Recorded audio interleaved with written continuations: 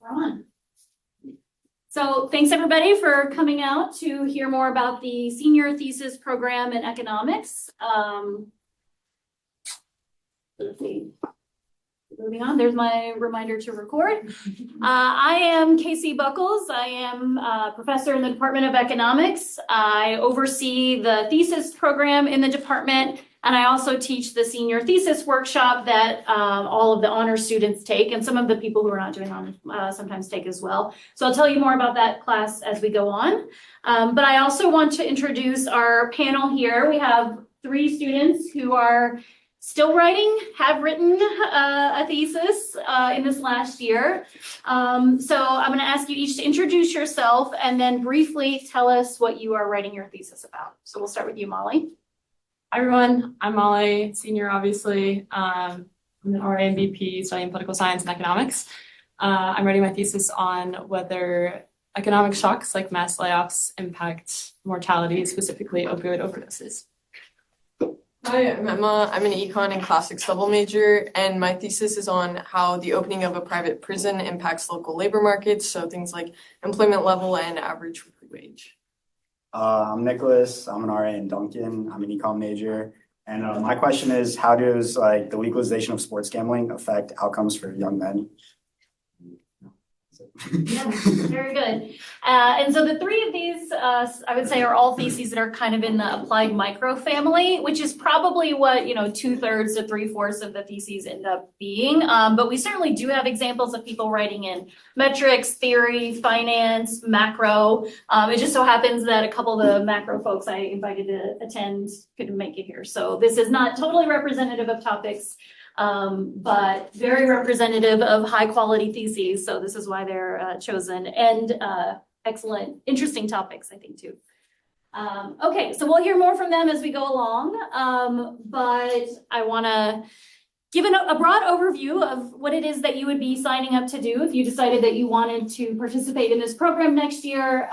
So ultimately, you're writing a paper on an original research question. And if you want to think about what the final product usually looks like, think about the economics journal articles that you have read for your economics classes. So things like what would appear in the American Economic Review or the Journal of Labor Economics, Journal of Urban Economics. That's the target.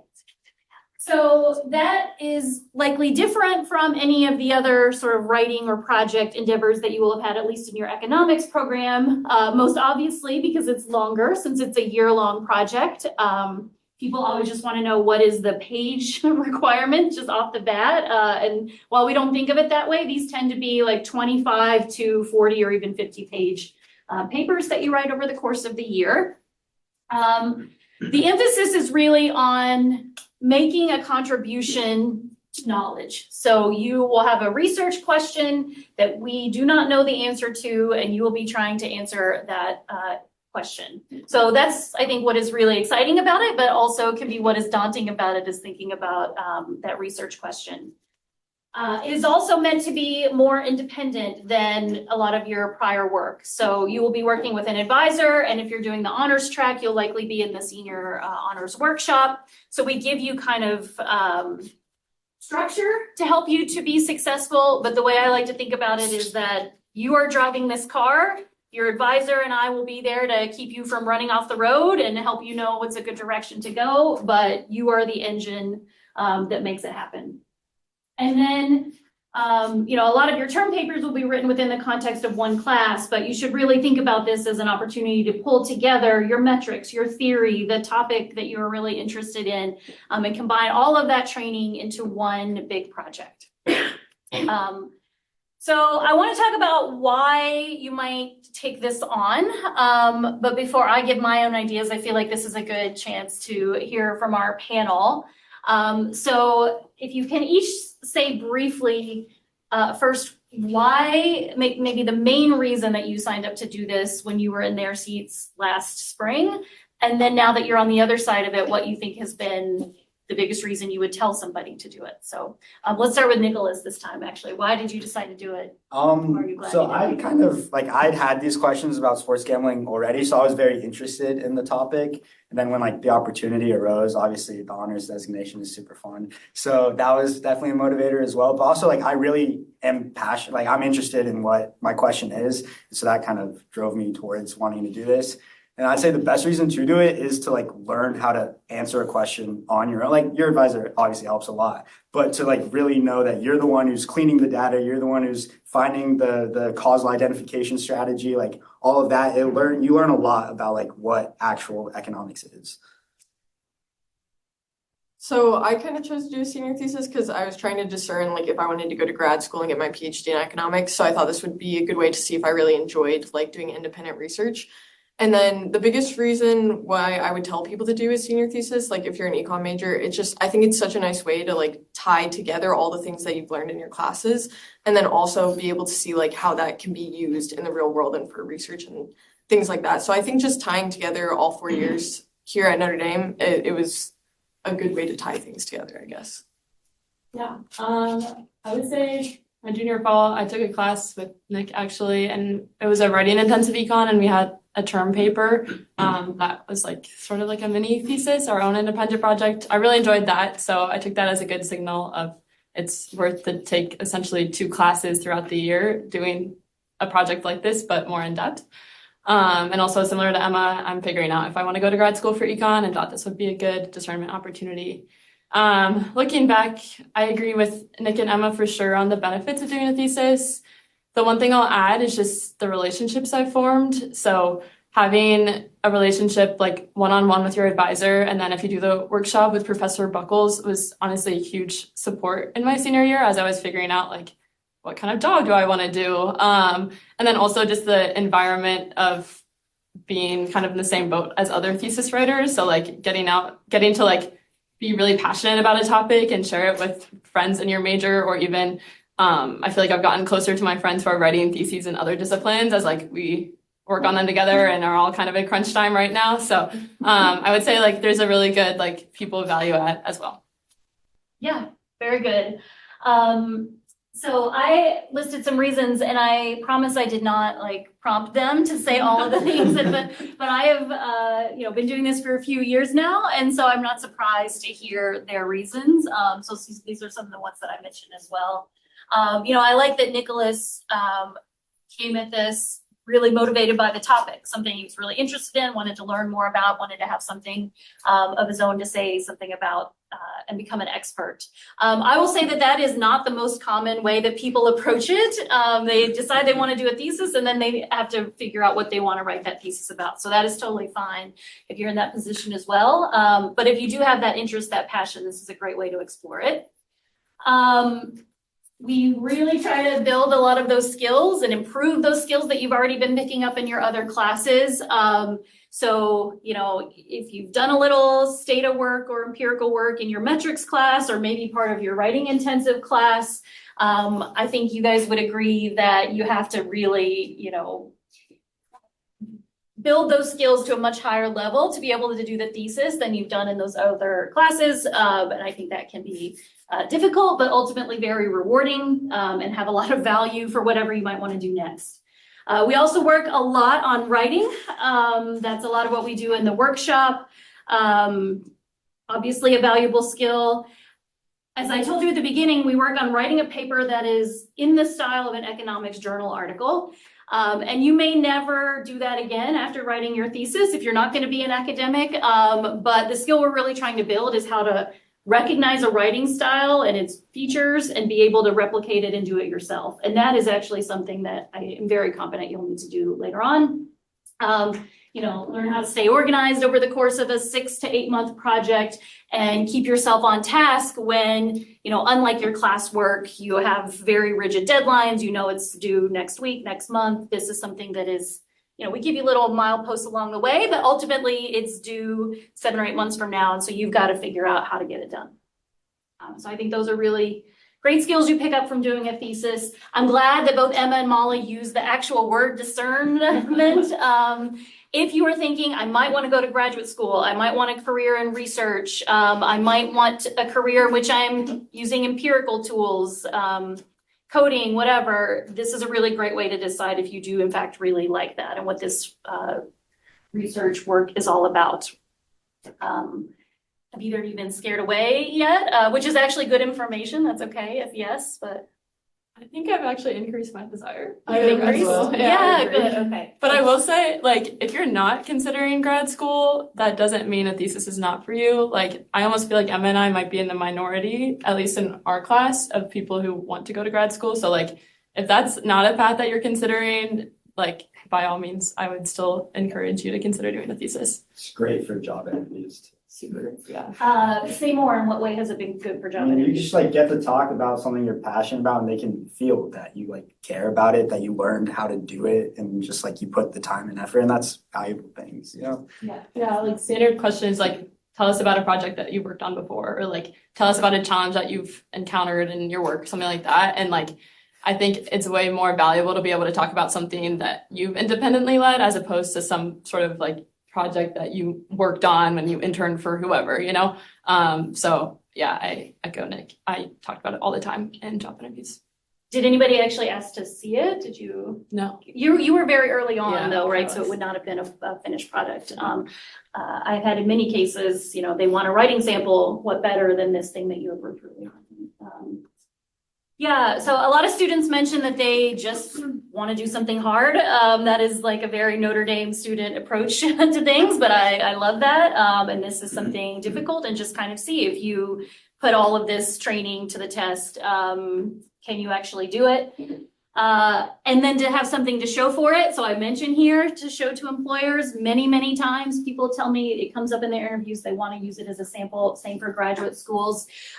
You know, it's something also that you can hand your family as you're getting close to graduation. There's maybe not a lot from this 4 years that you're spending here that you can actually show, especially if you're an economics major. You know, maybe different if you're an architecture major and you can put your building on your graduation cap or something. But for you guys, a thesis may be that thing that you can show them. And then I put this on here, you know, with some modesty that working with faculty is not, you know, maybe that exciting. But aside from just interacting with us, this can be a great way to build a stronger relationship. So for things like letters of recommendation, these are the students that I can write the best letters for. Because I know them the best. And then we've had several cases over the years where people's research has turned into a publication, usually co-authored with a faculty member. So there's a slide later on here that has a lot of examples of that. You know, that's certainly not the norm or the expectation, but if you're doing high quality work, they can help you get it over the finish line and actually get it published. Okay, other reasons. So Nicholas mentioned this one, that the thesis is required to graduate with honors. Now as I'll say, you can still do a thesis even if you don't want to do that, but if you do want to graduate with honors in economics, you will be doing a thesis. So if that's important to you to have those honors, welcome to the class in the fall, I guess. We do have departmental awards of up to $1,000, $1,000 for first, $500 for second, $250 for honorable mention, and then some other prizes for the best poster that will be offered in the spring. There are other competitions, I say on and off campus. On is things like, you know, the gender studies department has one. If you do something that's related to gender, the library has one. Emma just had her paper accepted at the Midwest Economics Association annual meeting. So this is a professional conference for, you know, professional economists, but they have an undergraduate research session, and she submitted her paper. It was accepted. We went and presented it in Chicago last weekend, right? So yeah, we're very proud of her. It was an amazing experience. I highly recommend applying to that conference if you do a senior thesis. Yeah, and then Molly, you did something too, right, with your paper? I mean, it wasn't like as tied to your thesis, but still sort of. Yeah, it was You talked about it there. Basically like doing an independent research project was like a barrier to entry to go attend an econ conference. I went to University of Nebraska, super cool. But yeah, it was an undergraduate workshop, so I got to meet other theses writers, and then just got to like sit in on an econ conference, which, even if you're not considering going to grad school, is a really cool experience. Okay, so the practical matters of how this all works. As I've mentioned, most students who write a senior thesis are doing so as part of the honors track. Okay, so to qualify that, you have to meet a GPA requirement. Roughly, that means you need an A- average in your core courses.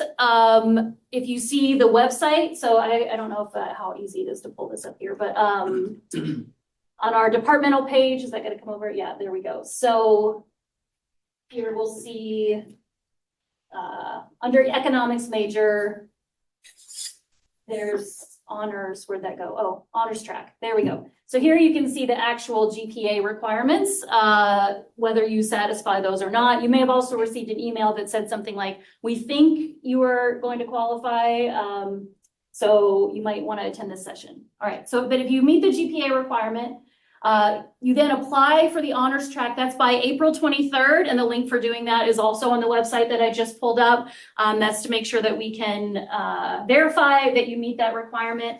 And then you can enroll in the senior thesis honors workshop in the fall. You can actually go ahead and enroll in that, I believe, as soon as registration opens.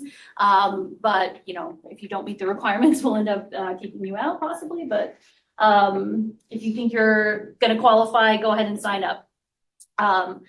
That class is a 3-credit-hour class. There will be 2 sections of it, likely on Monday and Wednesday. I was hoping we would know the times by now, but those have not yet been released. This is the class that I teach where, you know, we learn research skills, library, writing, lots of stata, how to manage your data, those kinds of just, you know, basic skills to either learn for the first time or develop.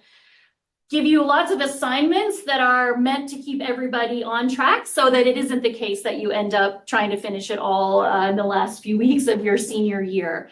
So those are presentations and some things that show evidence of your work with your data. And then we do, I say support here, which comes from me. I'm kind of your help desk person with the senior thesis, but also I think the support comes a lot from classmates. So often people are working on similar projects and they help one another out or just provide emotional support as they're going through it. And we do in-class work labs as well. So maybe a quarter to a third of the classes are actually, you know, kind of study hall. You can think of them like that. But times when I'm there to provide, you know, support with data issues, whatever it is that you're dealing with. So I don't know if you guys have any comments about like your experience of the class, you know, taking aside the fact that I am the teacher, but what the value is of that to the thesis experience. I think it's incredibly helpful in just getting you like comfortable with what you're doing. Because I think it'd be so much harder if you're trying to just like even come up with the question at the start of the year by yourself in a vacuum. Whereas in the class, you get to like hear how other people's questions are developing. You know, you make friends, you have friends who are in there, and you hear how their changes, and then like, oh, the data isn't available, so then they have to shift a little bit. And you like feel that like, you know, you're not just working alone towards this one thing, but you have a really good like thing of support. And then the assignments are incredibly helpful in making sure you actually do something in the fall, as opposed to just saying, oh, it's due in April, you know? Yeah. And that's a good point that what we spend probably the first few weeks of class on is helping you identify or refine your research topic. So we'll be prodding you to try to do that before you come back in the fall, but very aware that, you know, you'll need to develop it. People change all the time because they figure out the data aren't going to work or something. So that's part of what we do in that class as well. All right, and then you'll take the 47970 in the spring. That's just where you sign up with your advisor to get your credit and your grade for the spring semester work. You do have to take this extra writing level elective class to graduate with honors, and then participate in the poster session that we're going to have here in a couple of weeks. If you do those things, then you will graduate with honors. You will be recognized at our departmental ceremony as such. All right. If you do not want to do those things or you don't meet the GPA requirement, you can still do a thesis. You just need to find an advisor. And in that case, you'll sign up for this one-on-one class with the advisor in both the fall and the spring. So that's the 47970 again. Some people end up on this path because you are in another program that requires you to do a thesis. So Glenn is the major one, but I think there's some others on campus. There's also the international economics major where you have to do a project. The thesis will count as that project and also count as an extra elective. So that might be another reason you would do it outside of honors. I will say we give priority to the honor students because it's a requirement for them to sign up for the workshop. But every year I've had 2 or 3 students doing a thesis that's not an honors thesis that we let in as long as there is room. So if you would, it's not required, but if you would find it helpful, that's an option most of the time. Okay. Both of these pass, honors and not, it counts as your writing intensive and a 40,000 level course. But again, you need an extra writing intensive for honors. Okay. Finding an advisor. Okay. Ideally, this will happen before you leave campus this spring, because if that's when it's easiest to have these conversations with your potential advisors and just really get that sorted out. Not only do students scatter, but also faculty scatter, become more difficult to contact over the summer. But certainly by the time you come back in the fall, you're expected to have an advisor, and I will be kind of bugging you over the summer about this to make sure that everybody does that, right? The best way to think about an advisor is first to think about broadly the topic that you want to be working on. So you might be as specific as Nicholas and know that I want to work on something about online gambling. You might be much more general than that and think, I think I want to go into finance, so I want to do something broadly in the finance field, right? But the more you can kind of refine that on your own, the better you'll be. So ways to think about what you might want to do. Think about the classes that you liked, or within the classes, the specific topics that really grabbed you. Read now and read over the summer. So reading economics papers, even if you don't read them cover to cover, but just, get a feel for what's out there, what's striking you as interesting. So there's this NBER, National Bureau of Economic Research working paper series. That's really good to just scan their website for recent papers to see what economists are currently interested in. Look at the syllabi for classes that you've liked for examples of papers. And then, I'm guessing this is part of what happened with Nicholas, pay attention to the world around you. What are people talking about in your dorms? What's going on in the media in terms of policy or current social issues that might be interesting to dig further into. You can look at faculty members' websites to see what we're working on. And then I'm going to provide you a topics database that the faculty have filled out that gives you a better sense of their fields, but also some example thesis topics that they've provided. So that should help you think about what you want to do. And then from that, think about which faculty members might be a good fit for you. And then you want to send them an email and ask them, let them know that you're interested in writing a thesis, and probably that you want to have a conversation with them about what you're thinking about working on and whether they might be a good fit as an advisor, right? Every year I have students where they have to do this like 3, 4, 5 times, okay? Don't be offended if somebody says no, because, some people are on leave. Professor Barone has told me already that she's had 2 different people ask her about being an advisor next year, and she's had to tell them no because she's on her sabbatical, right? We try to have the junior faculty that don't yet have tenure not do more than 1 a year. So they might tell you no if they've already met that limit. They might think, I'm just not the right match for what it is that you're interested in doing. In that case, just ask them, is there another faculty member that you would recommend, right? So don't take it personally if you're being told no. That is normal. If it's starting to feel like this isn't going somewhere, talk to me, or even before, if you know what you want to work on, but you have some, don't know which faculty member would be good to approach, talk to me. I can help you try and make that match. Okay, so this is a good chance, I think, to get the panel to provide their experiences with finding an advisor. So if you can remember how you went about doing that, and then if you have anything to add in terms of what makes that a successful match. Do you want to start, Molly, this time? Yeah, I was abroad my junior spring, so I really did not think too much about my senior thesis then. And then I was kind of prompted to reach out to someone when Professor Buckles emailed our class, I think in June.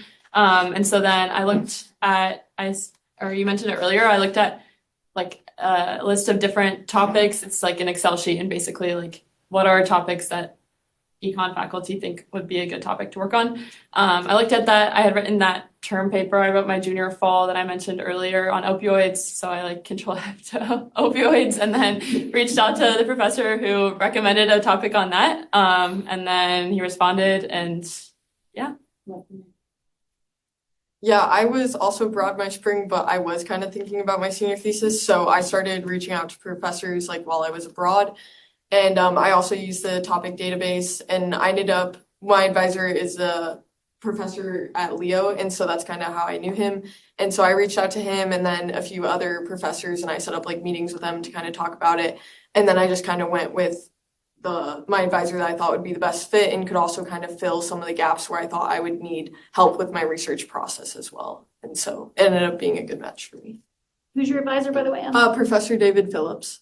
David Phillips, who you have Bill Evans, is that right? And who are you? Chris Mills. Chris Mills. And how did you make that happen? So junior fall, I took that elective with Molly, and he was the professor, and I wrote my term paper, and that was about sports gambling as well. So that's where I first kind of got the drive, I guess. But then I worked for him as an RA the next semester, and so we were meeting relatively regularly, and I don't know, I thought he was smart, good at his job. Like I liked how he, I don't know, we had You said so. a good relationship, so I liked him, and then I approached him about writing a thesis, and he was like, yeah, makes sense. He's really good with administrative data, and he's a good microeconomist, so it was pretty nice that I got to have that relationship with him before, and then now it's even better and closer.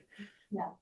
He's one though where I think he did 2 this year. He's a junior faculty member. I saw him in the hallway just this afternoon. I was like, they're gonna come ask you. Don't do more than one. So, okay, good. Maybe we come back to questions at the end. You can, if they have more about how to do that well. But we mentioned this topics database. So here's a QR code that links to that spreadsheet, these slides, and this, hopefully the Zoom recording, if it worked, we're gonna put on the website as well. So you should be able to get to it later. But this lists the faculty that are available, what their fields are generally, and then we've asked, and most of them have provided, 2 to 3 examples of questions that might make a good thesis.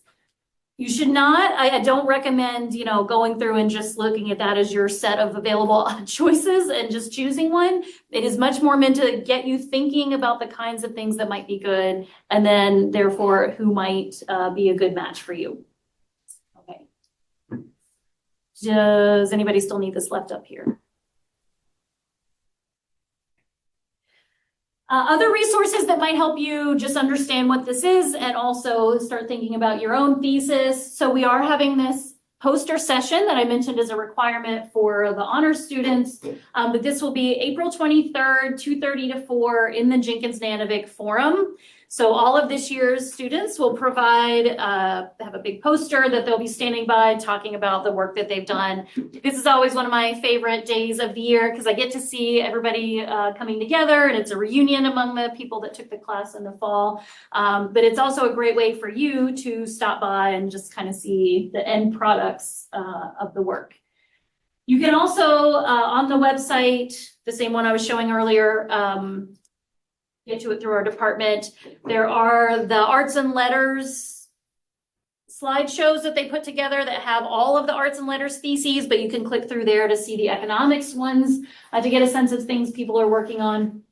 And then just in terms of other resources, if you have some idea, or if over the summer or fall you develop an idea, but it would require some funds, so money for travel, to purchase data sets, to pay somebody to digitize records, anything that might need money, we have lots of money to throw at you for that. So I can let you know, but it's through the Franco Institute that you can get that kind of money, and obviously the sooner the better once you realize that you have that need. All right, so your next steps, if you decide that you want to do this, are, first try to think about the topic and use that to guide your conversations with potential advisors. Again, that deadline for applying for the honors track is April the 23rd. As you're doing your class registration, go ahead and register for the honors track, as I said, Monday to Wednesday. We will find you space, so you don't need to worry about whether you will get into a class. If you have a strong preference over which of the two times are offered, then you might want to jump on it just so one doesn't fill up. If you are not in honors, you can do this 47970 class. That you don't need to worry about as part of your registration within the next few weeks. We can do that up to the start of the fall semester because, that's again a one-on-one thing that doesn't fill up. So it's just kind of the paperwork part of it that needs to be done by the time you come back in the fall. Do we have any sophomores in here? Okay, sometimes very eager sophomores show up. We don't have any, but if they happen to be watching the recording later on, just getting some sense of what research is the best thing you can do in your sophomore year and your junior year. Okay, so that's the overview from my perspective. Now happy to take questions either for me or the panel about how this all works. Questions? Yes. What's the most difficult thing you've encountered about writing a thesis this year? Yeah, I can go first. So the most difficult part for mine was I created my own data set. And so I took the 10Ks of 4 publicly traded private prison firms and just basically had to go searching for certain words and going through and collecting data by hand over a span of 16 years for all those 10Ks. So that ended up taking a lot longer time than I expected. And it was just very tedious work. They weren't all standard form. So it just took a lot of concentration and it took a lot longer. And so it just kind of pushed my timeline back a little bit. So I think for me, that was just the hardest part of my thesis. But if you're not making your own data set, probably not applicable to you, but. And I would say that's an example of where we try to connect with some library resources and things for digitization. But, if you know early on that you might need to do something like that, then you can pay somebody to do it if you get money and don't have to do it yourself. Yeah. I mean, I would say similar. I think the most common answer you'll get to this question is data. I just had a really, really messy data set. So I was going line by line and researching these companies who had layoffs, and it took just longer than I had anticipated. I also will say just a little more less tangibly, figuring out how to allocate your time most efficiently. Reflecting on the year, I do feel sometimes I would get caught in little rabbit holes. I had a certain policy that I thought would be affecting some outcomes, so I spent a long time researching that, and then I realized it wasn't really that important, or spent a lot of time making figures look really pretty for my draft due in December that I'm not going to use now. So I just think it's hard to not kind of make those little mistakes, but just thinking don't rush into tasks because you feel you need to work on something. It's worth the time to take a step back and think okay, what is the actual next best step for me? Which I think the workshop does a really good job of that. But yeah. Yeah. But that's also part of the research process is rabbit holes and going down paths that end up not paying off, right? And so that's a good thing to learn is can you work that way? Yeah, I'd say another thing is self-motivation. It's going to ebb and flow throughout the year. Sometimes, you'll have a day you spend 10 hours on your thesis and then you'll go a week or two without thinking about it. But another thing is to just not get frustrated when things aren't working out. If your data is not getting cleaned correctly, sometimes I would just close my laptop and walk away and give myself some time to come back to it. But pushing through on the data work especially is, I think, really important. Professor Buckles called us out in the workshop for being scared to jump into our data, which is fair. So I think the earlier you can really start just doing stuff with your data, the more comfortable you'll be throughout the whole process. Yeah, and that's kind of become my focus in the fall is to try to get people over that hurdles because having done this many years, you can really find yourself in a tight spot if you're headed into the spring and have not worked out those issues. So I saw another question, but I did want to follow up. In terms of your work over the year, what has the balance been between fall and what you've been doing this spring? And you can be honest since I no longer have any, grading authority over you. I would say it was very consistent in the fall because of the workshop. And then I worked a ton on my thesis over winter break, just because my senior year has ended up having a lot of commitments. And so I had a lot of time over break and that's what I did. That's not going to be the best path for everyone. I would also encourage taking a break, your winter break as well.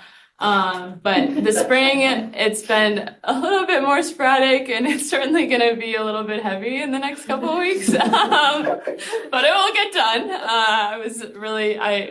Because I should say the college's deadline is April 10th. Yeah. So it's before even the poster session, yeah.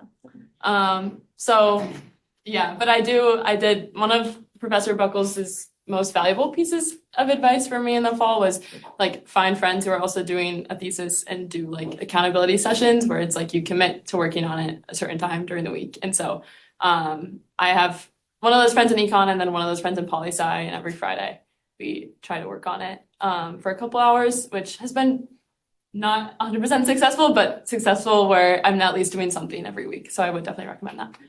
I would 100% back up the accountability session thing. One of my like good friends is also doing a thesis, and we started in like September. On Fridays, we'd go to Hess and we'd sit at the double monitors and we'd grind for 3 hours. And it's like, especially in the spring, once you stop having the workshop to structure it, like knowing that, okay, on Friday, I will for sure put in 2 to 3 hours and then I'll keep something moving, keep it fresh in my mind. It's incredibly useful. But I'd say like in the spring is definitely where it ebbs and flows, your motivation. And there's obviously so many things going on campus in your life and whatnot.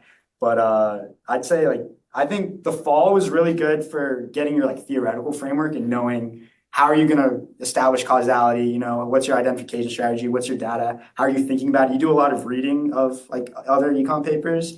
And then in the spring, that's where you really dig into the data, dig into your regressions, make pretty things and write as well. So. Yeah, I think the fall semester was pretty consistent for me, but I think it set me up really well for the spring semester. Like Professor Buckles mentioned, I ended up doing this conference, so that actually pushed my deadline a month ahead of April, so I had to have it done by the beginning of March. So February was very busy for me, but it's like very nice having it done now and like just making small edits and things like that. So yeah, that was my experience at least.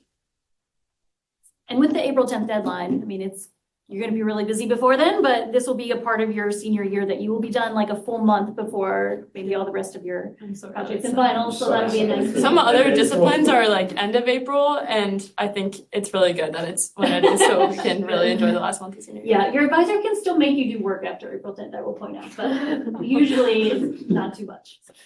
Okay, other questions? I know like econ, a lot of people double major. Do people ever like combine aspects of your other major like into your econ thesis? Like, did any of you do that, or Professor Buckles, do you know of anyone who has? And I'm only you're a double major. I don't know Yeah. to what extent you feel like you integrated them. I am, and I would say I didn't end up like explicitly needing to integrate a ton, but as I mentioned before, there was a policy that I thought would be like relevant across the states I was studying. And so I did kind of use the poli-sci side and connected with the professor and was like, hey, do you know anyone on the faculty who knows anything about state policy who can help me like find what dates these policies were enacted and went into effect? And so I met with someone in the poli-sci department and got his advice on like how to track these policies and that kind of thing. And so while I didn't explicitly incorporate my poli-sci side into my thesis, it was nice in that moment to have the option to get resources from kind of just like a different way of thinking. But I guess it kind of depends on your secondary major, but I would definitely think it's possible to integrate really any sort of field of study into econ. I'd say it just kind of affects what you're interested in, how you're going to approach the topic. I know a lot of the like finance and econ double majors, they do more like finance heavy econ work, but still like focus on the finance. And I'd say the poli side double majors as well. They have some sort of like state policy, some sort of law or something that they focus on, and they think about that because of like the poli sci coming in. So you get to use like everything you've ever learned if you really want to like get the best product, you know? Yeah, my freshman year, I think I met with a senior who was an econ classics double major because there were only 2 of us at the university at the time. So my professor put me into connection with him, and I talked to him, and he was writing his senior thesis through the econ department, but it was on Roman coinage. So that's how he incorporated both his majors. So it's definitely doable. Yeah, and I have plenty of examples as well. I've had lots of econ and math, not lots, but some econ and math, do something more metric sided. And we have also had cases where then you have an advisor in both disciplines. So we can make that work as well. If you're trying to choose, I'm an econ poli-sci, should I write my thesis in poli-sci or should I write it in economics? I mean, I think maybe the biggest thing to consider is in economics, the final product should look mostly like an economics journal article. And that's how we'll be teaching you to write and things. And we'll be using Stata because that's the software that, well, actually, I don't impose that, but that is the most common one that is used and easiest to get help in. So that's kind of maybe the way to think about it, but combining is certainly possible. Encouraged. More questions?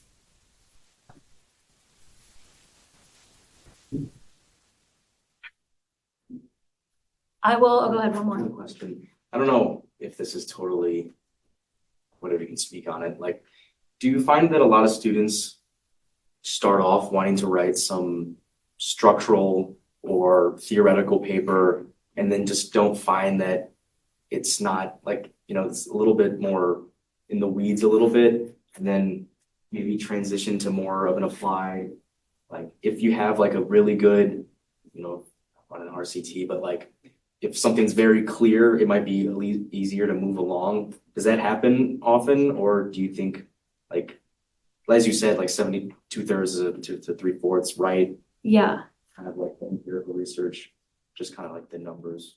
Yeah, and I think that's driven both by that's just sort of where students' interests lie.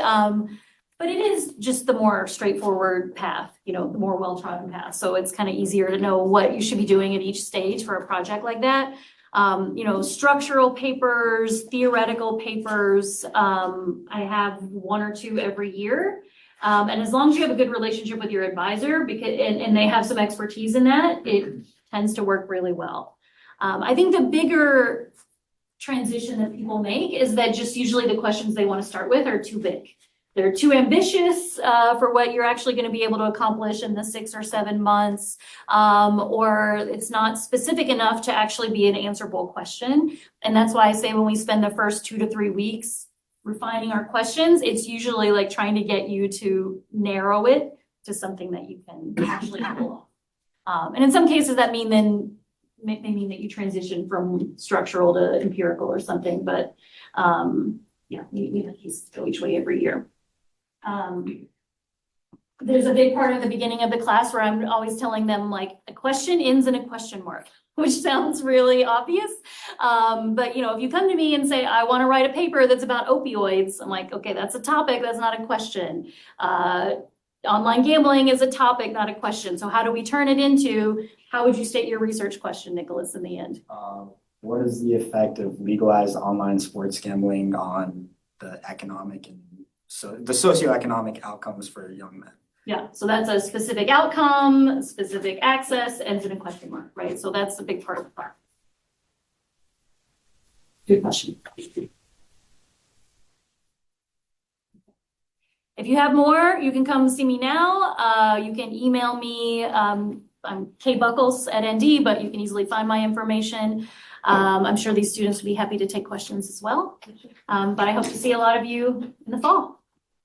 You should do it. You really should. Yeah. Oh, yeah. I guess I should ask for closing remarks. Would recommend. I do not regret it at all. Yes. Good to hear. And please take pizza, take it to your roommates. We've got a lot of their per capita pizza. Varias como